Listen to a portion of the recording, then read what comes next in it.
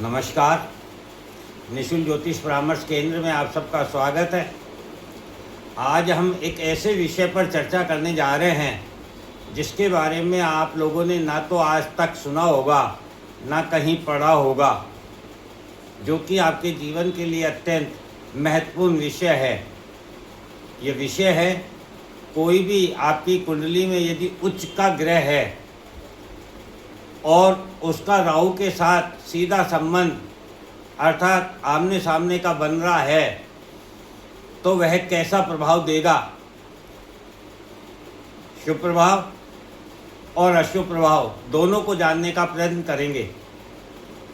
जब कुंडली में कोई उच्च का ग्रह राहु के साथ सीधा संबंध बनाता है अर्थात आमने सामने होता है, तो मन की इच्छाओं एवं विचारों में शांति, धीरजता एवं स्थिरता देता है। लक्ष्य निर्धारित करने की क्षमता एवं उसे प्राप्त करने की राह तथा उसको प्राप्त करने की क्षमता भी देता है। व्यक्ति को चौकन्ना बनाता है। आसपास घटने वाली घटनाओं की सच्चाई, वास्तविकता को उजागर करता है।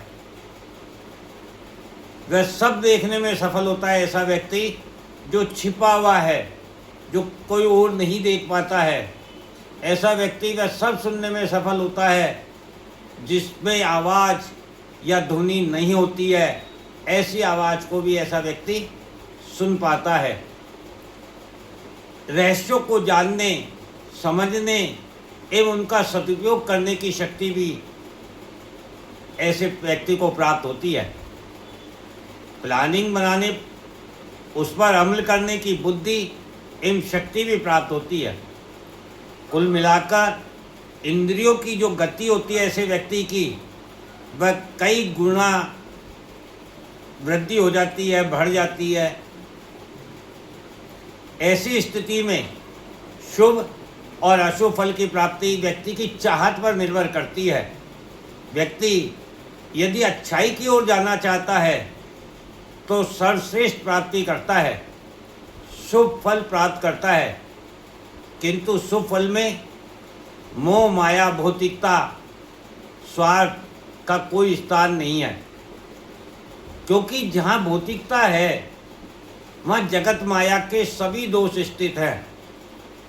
अतः ऐसा व्यक्ति जिसका कोई भी उच्च का ग्रह राहु से सीधा संबंध बना रहा है अर्थात आमने सामने हैं, तो वह व्यक्ति यदि भौतिकता की ओर जाता है तो वह व्यक्ति समाज में धन, वैभव, सुख, सुविधा, भोग, विलासिता, मान, सम्मान, पद, प्रतिष्ठा सभी में उच्चतम स्थान प्राप्त करता है।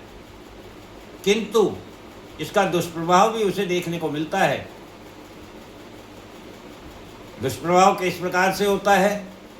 वह व्यक्ति परिवार, समाज, रिश्ते, संबंधों से दूर हो जाता है। ऐसे व्यक्ति का मन सदा बेचैन एवं चिंताग्रसित रहता है। ऐसा व्यक्ति अपनी शांति एवं स्थिरता को खो देता है। ऐसा व्यक्ति अपने बुरे विचारों के कारण, बुरी संगत के कारण गलत खान-पान में पड़ जाता है, गलत शौक हो जाते हैं, नशे का आदी हो जाता है, अहंकारी, अभिमानी हो जाता है। ऐसा व्यक्ति धर्म संस्कार से दूर हो जाता है, वहमी, अविश्वसनीय, धोखेबाज बन जाता है। परिणाम स्वरूप जीवन में अकेला हो जाता है और स्वास्थ्य एवं सम्मान की भी हानि होती है। जब व्यक्ति जीवन में अकेला होगा और स्वास्थ्य और सम्मान की हानि होगी तो उसका धन का भी अपव्यय होगा। यही उच्च ग्रह का राहु के साथ संबंध बनने पर शुभ और अशुभ फल प्राप्त होता है। जब राहु किसी उच्च ग्रह के सामने होगा तो निश्चित रूप से केतु उस उच्च ग्रह के साथ युति में होगा। इसी प्रकार से यदि उच्च ग्रह के ठीक सामने केतु है तो राहु फिर उच्च ग्रह के साथ होगा। और जब उच्च ग्रह का केतु के साथ संबंध आमने सामने का बनता है तो कैसा प्रभाव प्राप्त होता है। जब कुंडली में किसी भी उच्च ग्रह का सामने वाले भाव में स्थित केतु से संबंध बनता है, आमने सामने का संबंध बनता है, समसप्तम का संबंध बनता है, तो व्यक्ति स्वयं में मस्त रहता है, अपनी मस्ती में मस्त रहता है, भीड़ भाड़ शोरगुल इनसे दूर अकेला रहना पसंद करता है, सदा विचार मग्न रहता है, किंतु विचारों में कोई लक्ष्य प्राप्ति नहीं होती है। ऐसा व्यक्ति अपने लिए कोई लक्ष्य निर्धारित नहीं कर पाता है, उसको स्वयं को भी पता नहीं होता है कि आखिर उसे चाहिए क्या, लेकिन उसका मन बेचैन एवं परेशान फिर भी रहता है। उसे कुछ चाहिए, बस उसे ये ज्ञात नहीं है कि उसे चाहिए क्या। उस ऐसे व्यक्ति को कुछ भी अच्छा नहीं लगता है, जीवन में ऐसे व्यक्ति के कोई रस नहीं होता है, खालीपन महसूस होता है। ऐसा व्यक्ति सदा प्रकृति ब्रह्मांड की संरचना को समझने में उलझा रहता है, सही गलत, अच्छा बुरा, धर्म अधर्म में अंतर समझना चाहता है। ऐसा व्यक्ति भौतिकता मोह बंधन से दूर रहता है, पढ़ने जानने समझने की उसकी तीव्र इच्छा होती है, कुछ कुछ खोजता रहता है, खोजी बन जाता है। ऐसा व्यक्ति बाल की खाल निकालता है। ऐसी स्थिति में शुभ अशुभ फल की प्राप्ति व्यक्ति की चाहत पर निर्भर करती है।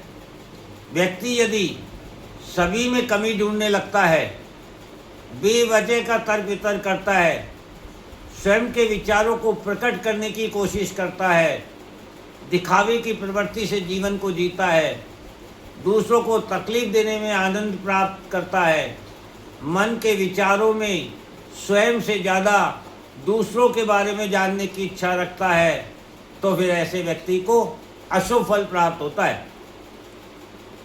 अधिक अकेलापन में सही दिशा यदि नहीं मिले तो ऐसा व्यक्ति डिप्रेशन में भी चला जाता है। ऐसा व्यक्ति ज़्यादा धर्म पूजा यदि करे, मंत्र जाप करे, तो ऐसा व्यक्ति फिर एकांत में चला जाता है। एकांत अर्थात घर परिवार समाज को छोड़कर सन्यासी बन जाता है। उद्देश्य की प्राप्ति नहीं होने पर ऐसे व्यक्ति को आत्महत्या तक का विचार भी आ सकता है, इतना डिप्रेशन भी उस व्यक्ति को हो सकता है। इसके लिए उपाय है, ऐसे व्यक्ति को जिसका कोई उच्च का ग्रह केतु के ठीक सामने स्थित हो, राहु के साथ स्थित हो, तो ऐसे व्यक्ति को समाज में रहकर सीखने का प्रयत्न करना चाहिए। समस्याओं से भागने के स्थान पर शुद्ध एवं पवित्र भावना के साथ कर्म करना चाहिए।